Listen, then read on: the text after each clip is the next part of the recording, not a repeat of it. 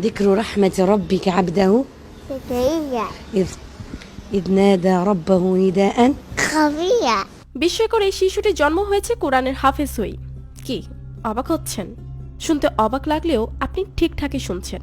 ছোট এই শিশুটি মায়ের গর্ভ থেকে কোরআনের হাফেজ হয়ে জন্মগ্রহণ করেছে, অর্থাৎ এই বাচ্চাটি জন্মগতভাবেই কোরআনের হাফেজ। দুনিয়ার বুকে এমন অলৌকিক ঘটনা হরহামেশাই ঘটে যাচ্ছে। কোথাও কোরআন পুড়িয়ে দেওয়া হচ্ছে, তো কোথাও জন্ম নিচ্ছে এমন শিশু যে কিনা জন্মগতভাবেই কোরআন ধারণ করছে মস্তিষ্কে।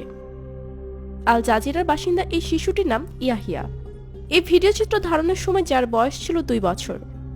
বয়স কম, কথা এখনো স্পষ্ট হয়ে ফোটেনি, তাতেও আল্লাহর কালাম শোনার সাথে সাথে তিলাওয়াত করতে পারে ইয়াহিয়া। 1, 2, 3 ঢাকায় জমি জিতে নিন 100% ক্যাশব্যাক সহ 20 কোটি টাকার পুরস্কার।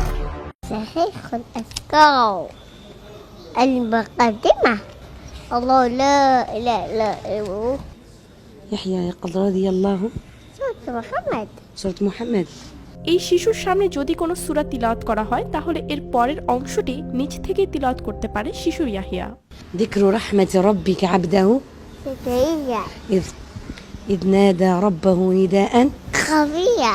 শিশুটির মা জানান, এই শিশুটি গর্ভে থাকাকালীন এক ইঙ্গিতপূর্ণ স্বপ্ন দেখেছিলেন তিনি। সাহাবে ইকরাম তাকে একটি মুক্তা দিয়েছিলেন এবং তিনি সেই মুক্তাটি গ্রহণ করেছিলেন। একই সাথে আগত শিশুটির নাম যাতে ইয়াহিয়া রাখা হয় সে ব্যাপারেও স্বপ্নের নির্দেশ পেয়েছেন শিশুটির মা।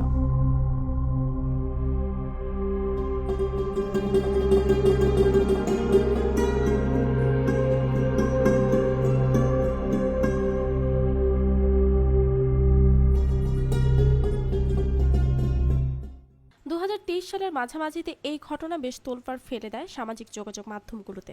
আরটিভির অনুসন্ধানে এই ঘটনার সত্যতা পাওয়া না গেলেও দর্শক গ্রহণযোগ্যতার বিবেচনায় ঘটনাটি এখনও অনেকের জন্য অনুপ্রেরণার বিষয়।